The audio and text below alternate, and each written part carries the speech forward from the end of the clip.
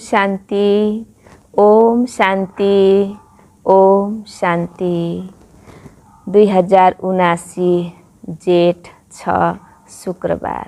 बाबाको साकार महावाक्य सारमा छ, मिठे बच्चे, आफ्नो यस जीवनलाई कौडीबाट हीरा जस्तो बनाउन समयलाई सफल गर, अवगुणहरूलाई निकाल, खान पिउन सुत्नमा समय बर्बाद नगर। मिठे बच्चे, आफ्नो यस जीवनलाई कौडीबाट हीरा जस्तो बनाउन समयलाई सफल गर। हाम्रो कौडी जस्तो जीवनलाई हीरा जस्तो जीवन बनाउनको लागि समयलाई नै हामीले सफल गर्नुपर्छ। समयले नै हामीलाई महान बनाउँछ, त्यसैले समयलाई सदुपयोग गर्नुपर्छ। अवगुणहरूलाई निकाल, खान पिउन सुत्नमा समय बर्बाद नगर। आराम बाबा भन्नुहुन्छ हराम हो। अल्छी भयो भने हामी समय सफल गर्न सक्दैनौँ, बाबाको याद पनि गर्न सक्दैनौँ। त्यसैले 63 जन्म खान पिउन रात बितायौँ सुतेर, दिन गवायौँ खाएर। अब त यो सङ्गम युग हो। खान पिउन सुत्नमा भन्दा आफ्नो अवगुण निकाल्नको लागि बाबाको यादमा रहौ, समयलाई सफल गर। तिम्रो जीवन हीरा जस्तो चम्किनेछ। प्रश्नमा छ, मनुष्यहरूले कुन एक शब्दले सबैलाई भगवानको रूपमा सम्झिएका छन्? मनुष्यहरूले कुन एक शब्दले सबैलाई भगवानको रूपमा सम्झिएका छन्? उत्तरमा बाबा भन्नुहुन्छ, यस समयमा म बहुरूपी हुँ। यस्तो होइन यहाँ मुरली चलाउँदा परमधाम खाली हुन्छ। मलाई त यस समयमा धेरै काम गर्नुपर्छ, धेरै सेवा चल्छ। बच्चाहरूलाई, भक्तहरूलाई साक्षात्कार गराउनु पर्छ। यस समयमा म बहुरूपी हुँ। यही एक शब्दले मनुष्यहरूले भनेका हुन्, सबै भगवानका रूप हुन्। सबै भगवानका रूप हुन् भनेर मनुष्यले किन भने? बाबा भन्नुहुन्छ, म जब यहाँ आउँछु मुरली चलाउन, परमधाम खाली गर्दैन। मेरो धेरै काम हुन्छ। भक्तहरूलाई साक्षात्कार गराउने काम हुन्छ। ठाउँ ठाउँमा गएर बच्चाको पुकार सुनेर उनीहरूलाई मैले मद्दत गर्नुपर्ने हुन्छ। त्यसैले म बहुरूपी बनेर अहिले म धेरै मलाई सेवा गर्नुपर्छ। दोस्रो प्रश्नमा, बाबाको कुन श्रीमतको पालना गर्ने बच्चा सपूत हो? बाबाको कुन श्रीमतको पालना गर्ने बच्चाहरू सपूत हो? उत्तरमा बाबा भन्नुहुन्छ, प्यारा बच्चाहरू, कहिले पनि अवज्ञा नगर। बाबाको आज्ञामा नचल्नु नै के हो? अवज्ञा। समय अति मूल्यवान छ, यसलाई सुतेर नगुमाऊ। अमृत बेला उठ, बाबा मिलन गर, बाबासँग गुड मर्निङ गर, बाबालाई प्यारले याद गर। यदि अमृत बेला मिस गर्यौ भने अवज्ञा भयो, बाबासँग शक्ति मिल्दैन। त्यसैले विशेष हामी अमृत बेला उठेर बाबाको याद गर्नुपर्छ। त्यो बाबाको श्रीमत हो। कमसे कम 8 घण्टा मेरो लागि देऊ, किनकि संसारलाई परिवर्तन गर्नु छ।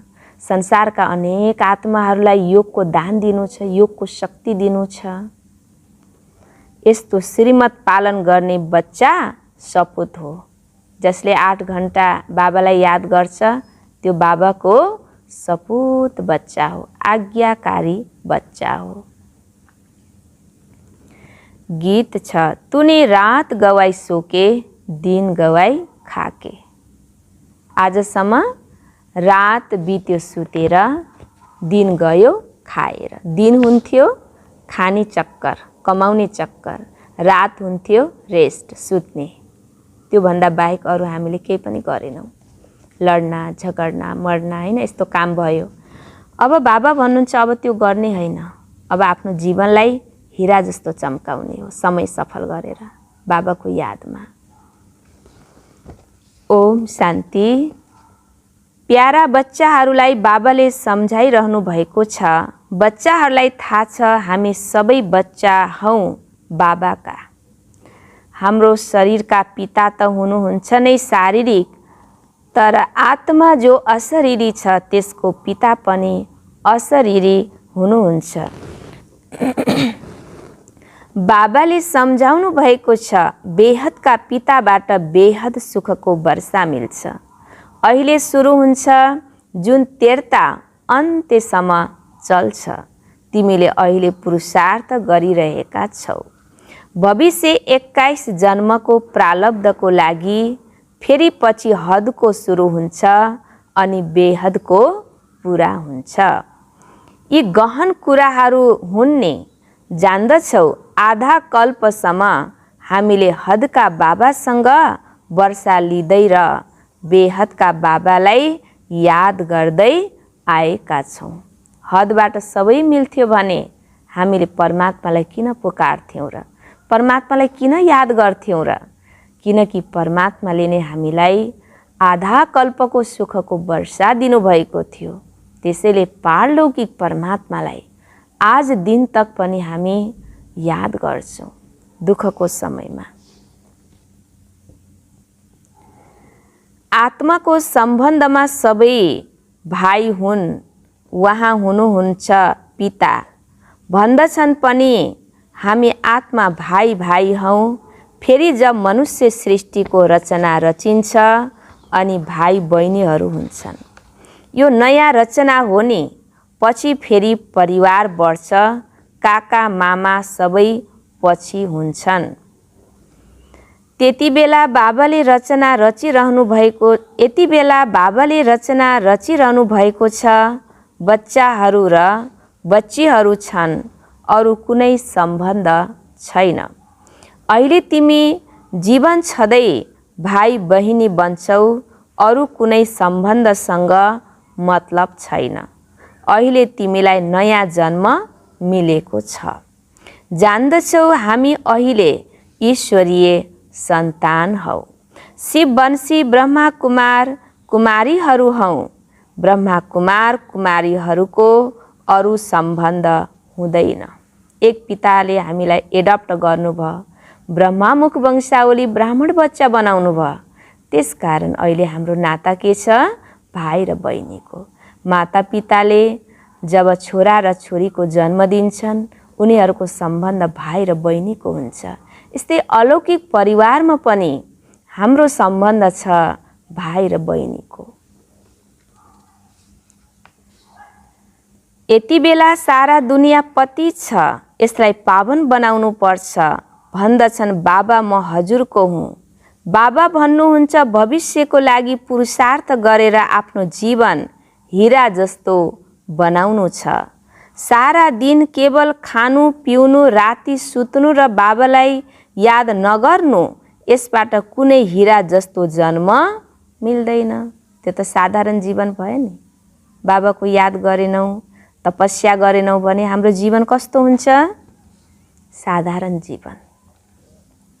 बाबा भन्नुहुन्छ शरीर निर्वाह अर्थ काम गर्दै गृहस्थ व्यवहारमा रहेर कमल पुष्प समान बन्नु छ। सम्झन्छन् हामी कौडीबाट हीरा जस्तो अर्थात् मनुष्यबाट देवता बनिरहेका छौँ। मनुष्यहरूमा त धेरै अवगुणहरू छन्। देवताहरूमा गुण हुन्छन्। त्यसैले त मनुष्य देवताहरूको अगाडि गएर आफ्ना अवगुणहरू बताउँछन् नि। हजुर त सर्वगुण सम्पन्न हुनुहुन्छ। हामी पापी कपटी नीच हौ। अब बाबा भन्नुहुन्छ आफ्ना आसुरी गुणहरूलाई निकालेर ईश्वरीय दैवी गुण धारण गर्नु छ। बाबा त हुनुहुन्छ निराकार, मनुष्य सृष्टिका बीज रूप। उहाँ सत्य हुनुहुन्छ, चैतन्य हुनुहुन्छ, ज्ञानका सागर हुनुहुन्छ। यो ज्ञान त बुद्धिमा बसेको छ नि। यो हो नयाँ ज्ञान। कुनै वेद शास्त्रहरूमा यो ज्ञान छैन। अहिले जुन तिमीले सुन्छौ यो प्राय लोप हुन्छ। यो ज्ञान परम्परा चल्दैन। आज हामी सुनेका छौँ, भोलि गएर हाम्रा छोरा नातिले सुन्लान्, हाम्रा वंशहरूले सुन्लान्, त्यो कुरा छैन। यो ज्ञान त प्राय लोप हुन्छ। यो ज्ञान पुनः सुनाउन शिव बाबा 5000 वर्षपछि यो धरतीमा फेरि आउनुहुन्छ। अहिले तिमीले जान्दछौ हामी आसुरी गुण भएका मनुष्यहरूबाट दैवी गुण धारण गरेर बाबाद्वारा देवता बनिरहेका छौँ। पापहरूको बोझ जुन शिरमाथि छ त्यसलाई बाबाको यादले हामीले भस्म गर्छौँ। भक्ति मार्गमा त यही सुनाउँदै आएका छन्, पानीमा स्नान गर्नाले पाप भस्म हुन्छ, तर पानीले त पावन बन्न सकिँदैन। यदि यस्तो हुँदो हो त फेरि पतित पावन बाबालाई किन याद गर्छन्? केही पनि बुझ्दैनन्। ज्ञानी र अज्ञानी यसको पनि एउटा नाटक बनेको छ। अहिले तिमी कति ज्ञानी बनिरहेका छौ, अर्थात् समझदार छौ कि पानीमा स्नान गरेर म आत्मा शुद्ध हुँदैन, म आत्मालाई त नित्य ज्ञान स्नान गर्नुपर्छ, परमात्माको याद गर्नुपर्छ, तब पावन बन्न सम्भव छ भन्ने समझ अहिले हामीमा छ। यो समझ पहिला हामीमा थिएन।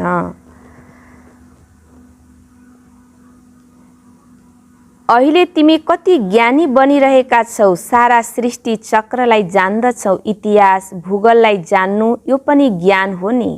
यदि जान्दैन भने उसलाई अज्ञानी भनिन्छ। सृष्टिको आदि मध्य अन्तलाई नजान्नु नै के हो? अज्ञानी बन्नु हो। अहिले तिमी बच्चाहरूलाई थाहा छ, बाबाले आफ्नो परिचय आफ्ना बच्चाहरूलाई दिनुभएको छ।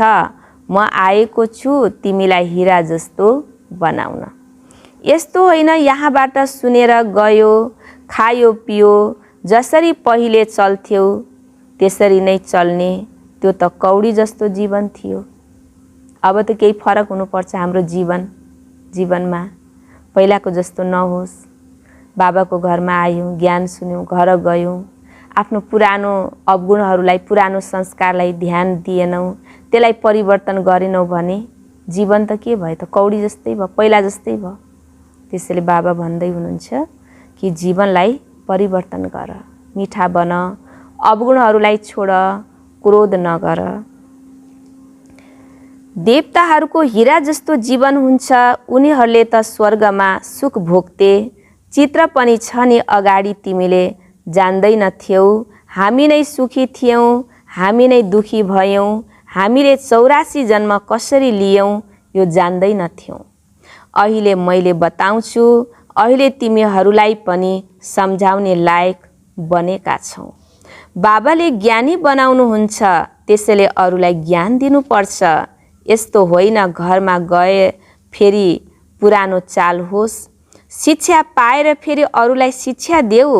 बाबाको परिचय दिँदै जानुपर्छ। बेहदका पिता त सबैका एउटै हुनुहुन्छ।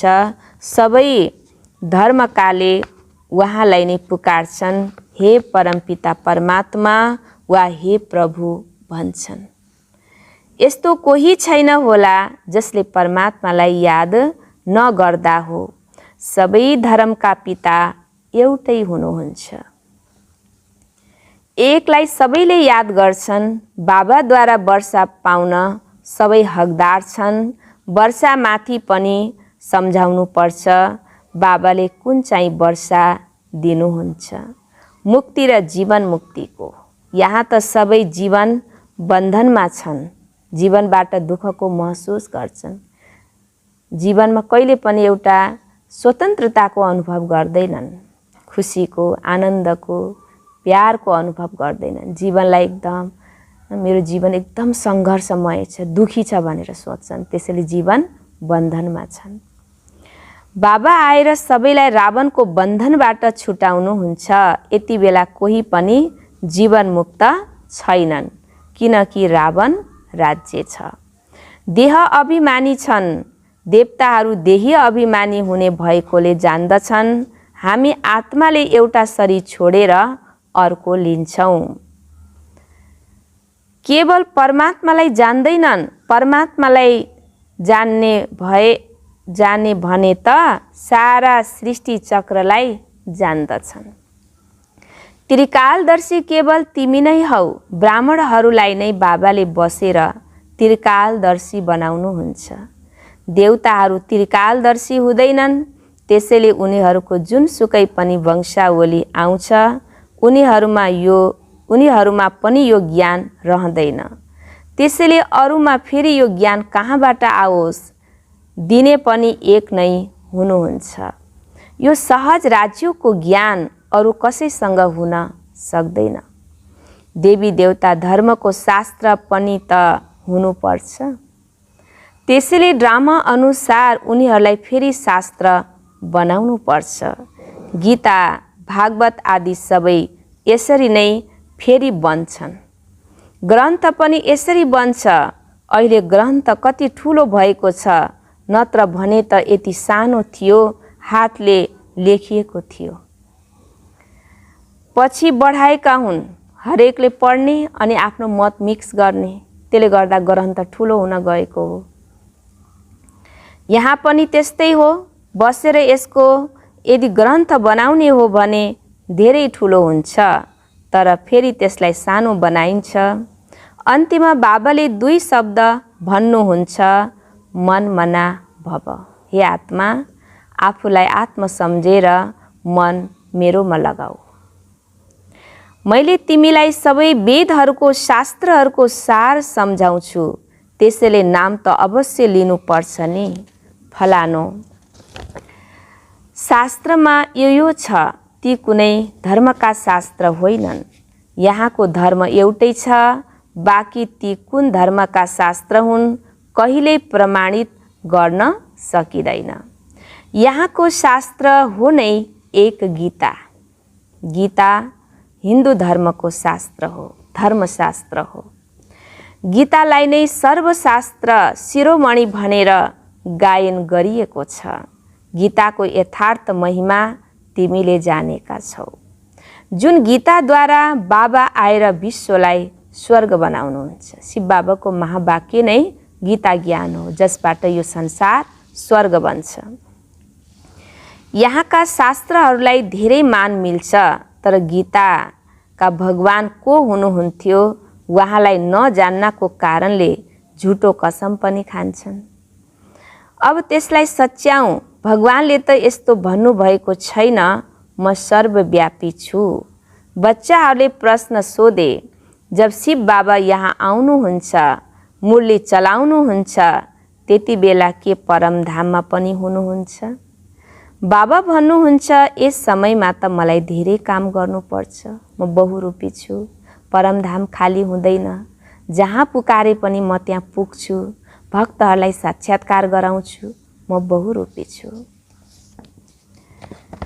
यस समयमा धेरै सेवा चल्छ। कैयौँ बच्चाहरूलाई, भक्त आदिहरूलाई पनि साक्षात्कार गराउँछु। यस समयमा म बहुरूपी छु। बहुरूपी शब्दले मनुष्यहरूले सम्झेका छन्, सबै रूप उहाँको हो। मायाले उल्टो बनाइदिन्छ, फेरि बाबाले सुल्टो बनाउनुहुन्छ। तिमी बच्चाहरूले अहिले मुक्तिधाममा जाने पुरुषार्थ गरिरहेका छौ। तिम्रो बुद्धि छ मुक्तिधाम तरफ। यस्तो कुनै पनि मनुष्यले पुरुषार्थ गराउन सक्दैन जुन बाबाले गराइरहनु भएको छ। अब आफ्नो बुद्धियोग त्यहाँ लगाऊ। जीवन छँदै यो शरीरलाई भुल्दै जाऊ। मनुष्य मर्यो भने भन्छन् स्वर्ग गयो, फेरि पनि रोइरहन्छन्। बाबाका जो सपुत बच्चाहरू हुन्छन्, उनीहरू नै बाबाको मद्दतगार बनेर सेवा गर्छन्। उनीहरूले कहिले अवज्ञा गर्दैनन्। यदि कसैले अवज्ञा गर्छ भने वास्तवमा आफ्नै अवज्ञा गर्छ। बाबा भन्नुहुन्छ, प्यारा बच्चाहरू, यो समय धेरै मूल्यवान छ। भविष्य 21 जन्मको लागि तिमीले कमाई गर्छौ। तिमीले जान्दछौ हामीलाई विश्वको बादशाही मिल्छ, कति ठुलो कमाई छ। त्यसैले त्यसमा लाग्नु पर्छ। बाबालाई याद गर्नु छ। जसरी सरकारी सेवामा 8 घण्टा रहन्छन्, बाबाले पनि भन्नुहुन्छ मेरो लागि 8 घण्टा देऊ। राति सुतेर आफ्नो समय बर्बाद नगर, दिन रात कमाई गर्नु छ। यो त धेरै सहज छ, केवल बुद्धिको कुरा हो। मनुष्य जब व्यवसायमा जान्छन् पहिला मन्दिरको सामुन्ने हात जोडेर फेरि पसलमा जान्छन्। फर्किने बेलामा फेरि भुल्छन्, घर याद आउँछ। त्यो पनि राम्रो हो, तर अर्थ केही पनि जान्दैनन्। तिमी बच्चाहरूले कलकत्तामा त धेरै राम्रोसँग सम्झाउनु पर्छ। काली माताको त्यहाँ धेरै मान छ। बङ्गालीहरूको परम्परा आफ्नै हुन्छ। ब्राह्मणहरूलाई माछा अवश्य खुवाउँछन्। ठुला मानिसहरूले आफ्नो पोखरी बनाएर त्यसमा माछा पाल्छन् अनि ब्राह्मणहरूलाई पनि उनीहरूले खुवाउँछन्। अहिले तिमी पक्का वैष्णव बन्यौ। यथार्थमा तिमी विष्णुको पुरीमा जान्छौ। यस्तो होइन, त्यहाँ 4 हात भएका मनुष्य हुन्छन्। स्वर्गमा 2 हात भएका मनुष्य हुन्छन्, देवी देवता हुन्छन्। सबैको भित्र दैवी गुण हुन्छ। लक्ष्मी नारायण विष्णु भनिन्छन्, 2 हात यिनका 2 उनका। तिमीले लक्ष्मीको पूजा गर्छौ, वास्तवमा विष्णुको गर्छौ। दुवै छन् नि, तर यति बेला महिमा माताहरूको छ, किनकि माताको सङ्ख्या धेरै छ। जगत अम्बाको गायन छ, लक्ष्मीको पनि नाम गायन गरिरहेको छ। बाबा आएर माताहरूद्वारा सबैलाई सद्गति दिनुहुन्छ। जगत अम्बा उनै फेरि राजेश्वरी बन्छिन्। माताको पूजा हुन्छ। वास्तवमा जगत अम्बा त एक हुनुहुन्छ नि। जसरी शिवको एउटा लिङ्ग बनाउँछन् त्यसै गरी फेरि साना साना शालिग्राम पनि बनाउँछन्। किन बनाउँछन्?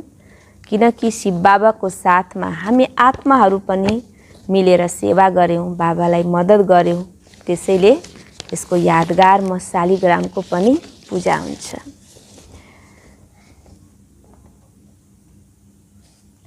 त्यसैले कालीका पनि साना मन्दिर धेरै छन्। ती माताका सन्तान जस्तै हुन्। अहिले बाबाले तिमीलाई आफ्नो बनाउनुहुन्छ। यसलाई नै बलि चढ्नु भनिन्छ। तिमी बलि चढ्छौ उहाँमाथि, यी ब्राह्मणमाथि होइन, यी ब्रह्मामाथि होइन। बाबा सम्झाउनुहुन्छ, अब समय खेर फाल्नु हुँदैन, धन्दा आदि गर। यदि खानको लागि धन प्रशस्त छ भने फेरि धेरै टाउको किन दुखाउँछौ? कसैसँग धन प्रशस्त हुन्छ, कमाउनु पर्दैन, अथाह हुन्छ, फेरि पनि धन कमाउनलाई टाउको नदुखाऊ। आफूलाई पुग्छ भने टाउको दुखाउने काम नगर भन्नुभयो बाबाले आज। हो, शिव बाबाको यज्ञमा दिन्छौ भने त्यो विश्वको सेवामा लगाउँछौ। बाबा भन्नुहुन्छ सेन्टर बनाऊ जहाँ यी बच्चीहरूले मनुष्यलाई देवता बनाउने बाटो बताउन्। यहाँ पढाइ कति 1 नम्बरको छ, धेरैको कल्याण हुन्छ। बाबा भन्नुहुन्छ लाख करोड कमाऊ, तर काम यस्तो गर जसबाट विश्व पावन बनोस्, सदा स्वस्थ बनोस्। तिमीले भविष्यको लागि अहिले पुरा वर्षा लिन्छौ। त्यहाँ गरिब त कोही हुँदैनन्, त्यहाँ पनि अहिलेको प्रारब्ध भोग्छौ। त्यसैले धारणा पनि त्यति नै गर्नुपर्छ। तिम्रो एक एक पैसा हिरा समान छ। यसबाट विश्व स्वर्ग बन्छ। बाँकी जुन बच्दछ त्यो त खतम हुन्छ। जो बाबाको यज्ञमा सफल नगरेको त खतम हुने भयो नि। जो सफल गर्छौँ त्यो चाहिँ कौडीबाट हिरामा परिवर्तन हुन्छ, ट्रान्सफर हुन्छ स्वर्गको लागि। जे जति पैसा बच्छ त्यो सेवामा लगाऊ। यो सबैभन्दा ठुलो अस्पताल हो। कति गरिब बच्चाहरूले भन्छन् मैले 8 आना दिन्छु, भवनमा इट लगाइदिनुहोस्। जसले बुझेको छ उसले त बाबाको यज्ञमा सफल गर्छ, लगाउँछ। गरिब बच्चाको मन पनि कस्तो धनीको जस्तो छ। बुझेको भएर बाबा म यति पठाइदिन्छु, हजुरले भवनमा लगाइदिनुहोस्। हैन, यो हस्पिटल पनि हो, जहाँ आत्माहरू आएर शान्त हुन्छन्, निरोगी हुन्छन्, मनको इलाज हुन्छ। त्यसैले बाबाको घर हस्पिटल पनि हो। हस्पिटल बनाउनको लागि धनलाई सेवामा लगाउनु अर्थात् अनेक जन्म निरोगी बन्नु हो। हामीलाई थाहा छ यहाँबाट मनुष्य सदाको लागि स्वस्थ बन्छन्। यहाँ त धेरै आउँछन्, लाइन यस्तो लाग्ने छ जुन कहिले देखेका छैनौँ। त्यसैले कति खुसी हुनुपर्छ। हामी केबाट के बन्छौँ? हामीले शिव बाबाबाट बेहदको वर्षा लिन्छौँ। बाबा भन्नुहुन्छ निराकार ज्ञानका सागर। उहाँ यो रथमा प्रवेश गर्नुहुन्छ। बच्चाहरू धेरै दयावान बन्नुपर्छ। आफूमाथि पनि अरूमाथि पनि दया गर्नुपर्छ। आफ्नो भाग्य बनाउन र अरूको भाग्य बनाउनमा दयावान बन्नुपर्छ भन्नुहुन्छ बाबा। अच्छा, मिठे मिठे सिकिलधे बच्चाहरूप्रति माता-पिता बाप दादाको याद प्यार एवं गुड मर्निङ। रुहानी बाबाको रुहानी बच्चाहरूलाई नमस्ते। रुहानी बच्चाहरूको रुहानी बाबालाई गुड मर्निङ नमस्ते। धारणाको लागि मुख्य सार। पहिलो पोइन्टमा विश्वलाई पावन बनाउने सेवामा आफ्नो तन मन धन सफल गर्नु छ। धनलाई हीरा सम्झेर स्वर्ग बनाउने सेवामा लगाउनु छ। व्यर्थ गुमाउनु हुँदैन। सेवामा लगाउँदा यो हीरा बन्छ। यदि हामी व्यर्थमा लगाउँछौँ भने त्यो हाम्रो कौडी जस्तै बर्बाद भएर जान्छ। कौडीको कोही मूल्य हुँदैन। आफ्नो पासमा भएको धनलाई खेर फाल्यो भने त्यो कौडी बराबर हो। बाबाको सेवामा लगाएर अनेक आत्माको जीवन बनाउनु भनेको त्यो वास्तवमा हीरा बनाउनु हो। त्यसैले हीरा सम्झेर सेवामा लगाऊ। दूसरा पोइन्ट, भविष्य 21 जन्मको प्रारब्ध बनाउनको लागि दिन रात कमाई जमा गर। समय खेर फाल्नु हुँदैन। शरीरलाई भुल्ने प्रयास गर। देही अभिमानी बन। देहलाई भुल, शरीरलाई भुल, समय खेर नफाल। जति बेला पनि अभ्यास गर, म आत्मा हुँ, म आत्मा हुँ, शिव बाबाको बच्चा हुँ। यो नभुल, शरीरलाई भुल। आजको वरदान, अकाल तख्त सो दिल तख्त नसिन बनेर स्वराज्यको नशामा रहने प्रकृति जीत माया जीत भव। अकाल तख्त सो दिल तख्त नसिन बनेर स्वराज्यको नशामा रहने प्रकृति जीत माया जीत भव। विस्तारमा, अकाल तख्त नसिन आत्मा सदा रुहानी नशामा रहन्छ। जसरी राजाले बिना नशा राज्य चलाउन सक्दैन, त्यसै गरी आत्मा यदि स्वराज्यको नशामा छैन भने कर्मेन्द्रिय रूपी पर्जामाथि राज्य गर्न सक्दैन। त्यसैले अकाल तख्त नसिन सो दिल तख्त नसिन बन र यसै रुहानी नशामा रह्यो भने कुनै पनि विघ्न वा समस्या तिम्रो अगाडि आउन सक्दैन। प्रकृति र मायाले पनि आक्रमण गर्न सक्दैन। तख्त नसिन बन्नु अर्थात् सहज प्रकृति जीत र माया जीत बन्नु हो। आज बाबाले वरदान दिनुभयो।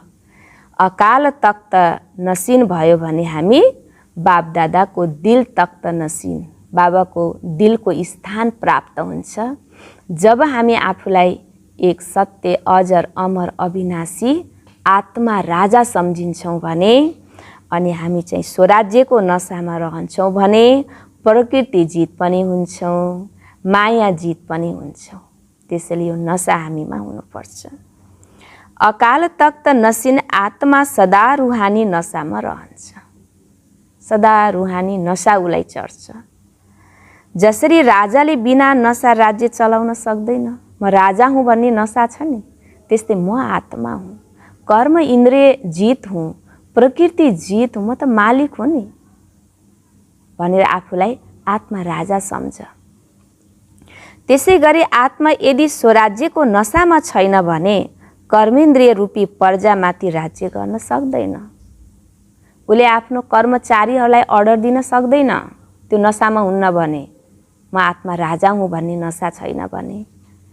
त्यसैले अकाल तख्त नसिन सो दिल तख्त नसिन बन र यसै रुहानी नशामा रह्यो भने कुनै पनि विघ्न वा समस्या तिम्रो अगाडि आउन सक्दैन। प्रकृति र मायाले पनि आक्रमण गर्न सक्दैन त्यस्तो स्वराज्य अधिकारी आत्मालाई। तख्त नसिन बन्नु अर्थात् सहज प्रकृति जित र माया जित बन्नु हो। यस्तो आत्मस्मृति कर्म इन्द्रियको राजा सम्झेपछि हाम्रो जीवनमा आउने समस्या विघ्न बाधालाई हामी सहजै के गर्छौँ? पार गर्छौँ। स्लोगन: सङ्कल्पहरूको सिद्धि प्राप्त गर्नको लागि आत्मशक्तिको उडान भर्दै जाऊ। सङ्कल्पहरूको सिद्धि प्राप्त गर्नको लागि आत्मशक्तिको उडान भर्दै जाऊ। हामीले गरेका सङ्कल्पहरूको सिद्धि प्राप्त गर्नु छ भने, जे सोच्यो त्यो पुरा गर्नु छ भने आत्मशक्तिको उडानलाई के गर्नु छ? भर्दै जानु छ। आत्मामा शक्ति भर्नु छ, तब त आत्मा उड्न सक्छ। जे सङ्कल्प गर्छ त्यो पुरा हुन्छ। त्यसको लागि बाबाले हामीलाई अनेकौँ सोमान दिनुभएको छ। आत्मचिन्तन गर, परमात्मा चिन्तन गर, आत्मामा शक्ति भर, तब तिमी जे सोच्छौ त्यो पुरा हुन्छ। ओम शान्ति।